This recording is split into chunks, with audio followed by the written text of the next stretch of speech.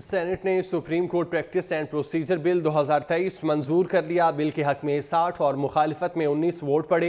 Bill वफाकी वज़ीर कानून आज़म नज़ीर तारड़ ने पेश किया। सेनेट में ये बिल अब मंजूर हो चुका है। Supreme court practice and procedure bill 2023 को सेनेट में भी मंजूर कर लिया गया। बिल के हक में 60 और मुखालिफत में 19 वोट पड़े। बिल वफाकी वज़ीर कानून आज़म नज़ीर तारड़ ने पेश किया था। आपको बताते चलें कि ये बिल अब सेनेट में भी मंजूर हो चुका है। इसके हक में 60 और मुखालिफत में 19 वोट पड़े हैं। बिल वफाकी वज़ीर कानून आज़म नज़ीर तारड़ ने पेश किया। इससे पहले कौमी असम्बली में ये बिल पेश किया गया था, जहां पर इस बिल को मंजूर किया गया। आज सेनेट में पेश किया गया और ये मंजूर कर दिया गया है।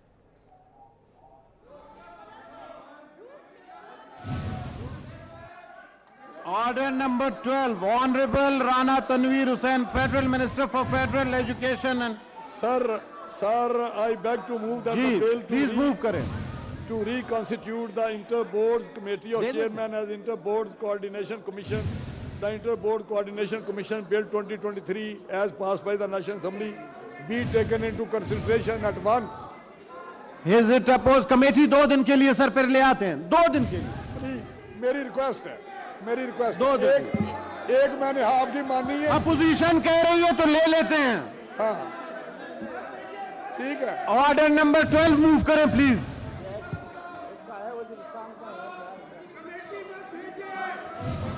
राणा साहब ऑर्डर नंबर 12 मूव करें. 12 मूव कर दिया मैंने. ऑर्डर नंबर 12 मूव करें. 12 मैंने मूव किया to bill to reconstitute the inter board committee of chairman as inter board coordination commission. The inter board coordination commission bill 2023 as pass by the national assembly be taken into consideration. Is it opposed? No one is opposing it. It has been moved that the bill to reconstitute the Inter-Board Committee of the Chairman as Inter-Boards Coordination Commission. The Inter-Boards Coordination Bill 2023 as passed by the National Assembly be taken into consideration at once. Those who are in favor of the motion may say aye. Those against the motion may say no. I think the ayes have it, the motion is adopted. Second reading of the bill. We may now take up second reading of the bill, that is clause by clause consideration of the bill. Clause 2 to 22. There is no amendment in clause 2 to 22. So I will put these clauses as one question. The question is that clause 2 to 22 do form part of the bill. Those who are in favor of it may say aye. Those who are in favor of it may say aye. Those against it may say no. I think the ayes have it. The ayes have clause 2 to 22 stand part of the bill. Clause 1, the preamble and the title of the bill. The question is that clause 1, the preamble and the title do stand part of the bill. Those who are in favor of it may say aye. Those who are in favor of it may say aye. Those against it may say no. I think the ayes have it. The ayes have clause 1, the preamble and the title stand part of the bill. Order number 13, Honorable Rana Tanveer Hussain, Federal Minister for Education and Professional Training. Please move order number 13, sir. Sir, I move that the bill to reconstitute the Inter-Boards Committee of Chairman as Inter-Boards Coordination Commission, the Inter-Boards Coordination Commission Bill 2023 be passed. It has been moved that the bill to reconstitute the Inter-Boards Committee of Chairman as Inter-Boards Coordination Commission, the Inter-Board Coordination Commission Bill 2023 be passed. Those who are in favor of the motion may say aye. Those against the motion may say no.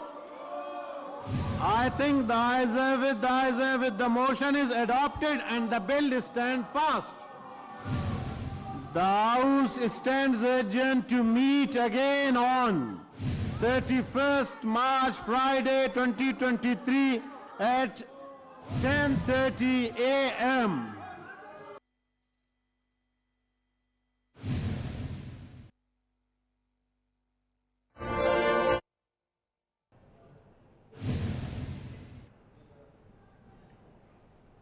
Supreme court practice and procedure bill 2023 clause by clause मंजूर कर लिया गया। Bill के हक में 60 और मुखालफत में 19 वोट पड़े। बिल वफाकी वज़ीर कानून आज़म नज़ीर तारड़ ने पेश किया।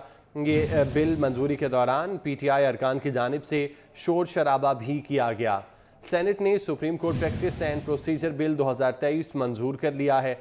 बिल में 60 और मुखालफत में 19 वोट पड़े, जबकि क्लॉज बाय क्लॉज भी इस बिल को मंजूर कर लिया गया है। बिल वफाकी वज़ीर कानून आज़म नज़ीर तारड़ ने पेश किया, जबकि बिल की मंजूरी के दौरान पाकिस्तान तहरीक इंसाफ के अरकान की जानिब से शोर शराबा भी किया गया।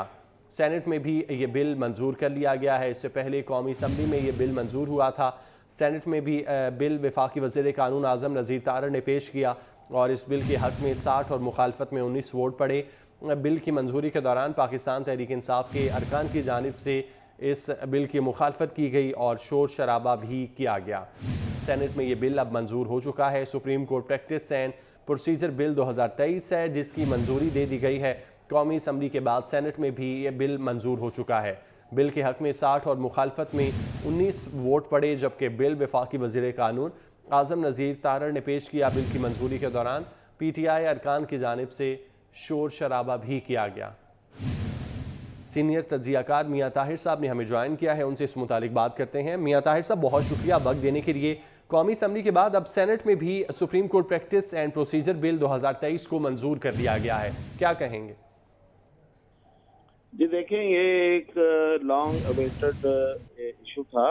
कौमी असम्बली ने, पार्लियामेंट ने इसको एड्रेस करने की कोशिश की है। इसको कानून के ज़रिए तब्दीली की है इसमें, और ये इस तब्दीली को एक्चुअलाइज होना चाहिए और तब्दीली को तब्दीली के तौर पे लिया जाना चाहिए, तस्लीम किया जाना चाहिए। क्योंकि सुप्रीम कोर्ट के कुछ, जो आप कह लें लीगल ज़बान में, कुछ friends of the supreme court, या फिर ये फ्रेंड्स ऑफ सम जजेस जो हैं, वो सुने गए हैं कि जी ये तो 10-15 दिन में इसको सुप्रीम कोर्ट उड़ा देगी।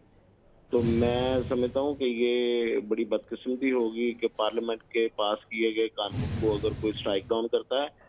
सुप्रीम कोर्ट के प्रोसीजर को बेहतर करने की कोशिश की गई है और ये विल ऑफ द पीपल के साथ है। देखें, प्रोसीजर में अब तब्दीली क्या है, इसमें ये समझने की ज़रूरत है।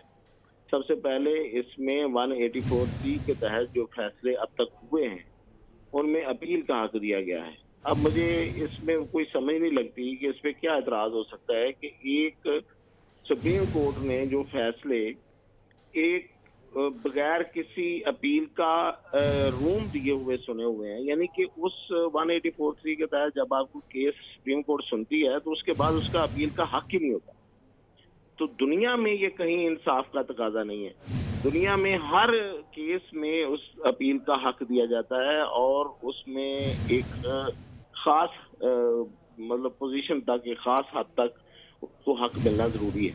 लेकिन ये वाहद एक ऐसी जुरिस्डिक्शन है 184(c) कि आप उठाएं, बैठे हुए हैं, आप उठाएं केस, उसको सुने, समरी ट्रायल करें और बस फिनिश, जो फैसला आ गया खत्म। उसके बाद आप ना कहीं और जा सकते हैं, ना कहीं आपकी अपील है, ना कहीं आपकी सुनवाई है। तो इसमें ये एक अपील का हक दिया गया है। सबको इसको वेलकम कहना चाहिए कि इंसाफ के तकाज़ों को पूरा किया गया है।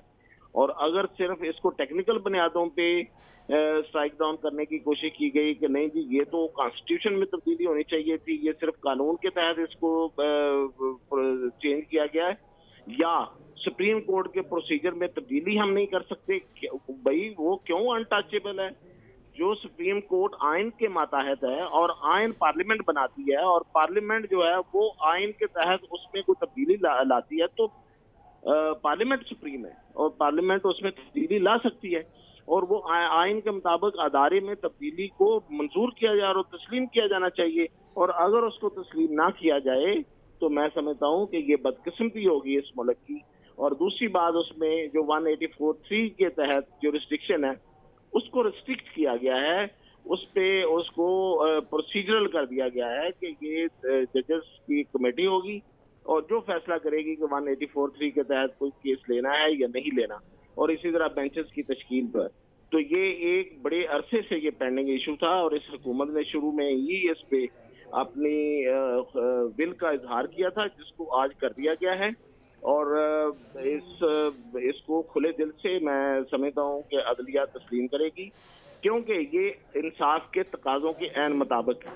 अब अगर इसको सिर्फ इस वजह से स्ट्राइक डाउन करने की कोशिश की गई या की गई कि ये टेक्निकल बुनियादों पे ये पूरा नहीं उतरता, तो मैं इससे फिर अगेन यही कहूंगा कि ये मुल्क की और हमारे इंसाफ की बदकिस्मती हो कि जो इंसाफ है उसके तकाजों के ऐन मुताबिक लोगों को देखें, इंसाफ लोगों को दिया जाता है। इन लोगों से कुछ चीजें लेना इंसाफ नहीं होता, किसी को इंसाफ दिया जाता है। जी। तो इसमें जिस तरह के फैसले माजी में हुए, लोगों के पास अपील का हक नहीं रहा और वो पूरी उम्र के लिए नाअहल होकर बैठे हुए हैं। और इस तरह के और भी बहुत से फैसले हैं, सिर्फ नाअहली के फैसले नहीं हैं। तो क्या भाई उनको कहीं कोई रेमेडी नहीं मिलेगी? ये कहाँ लिखा हुआ है कि एक बंदे पे आप एक फैसला जारी कर दें, ये कोई शाही फरमान होता है कि उसके बाद कहीं सुनवाई नहीं है? ठीक तो है। फिर ये मतलब ये है कि ये मैं समझता हूँ कि ऐन मुताबिक इंसाफ के है और इसको तस्लीम करे अदलिया।